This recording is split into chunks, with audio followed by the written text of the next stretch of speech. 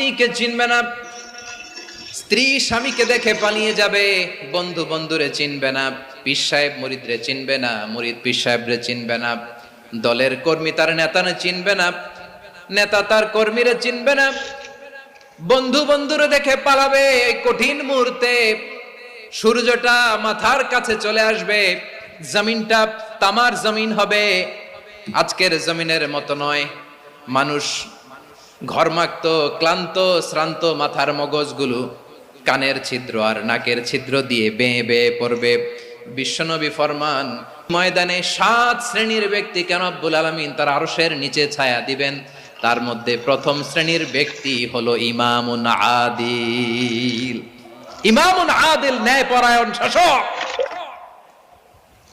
যে ইনসাফের সাথে বিচার করে, যে জাস্টিস সমাজে সার্ভ করে, যে সুশাসন নিশ্চিত করে, ওই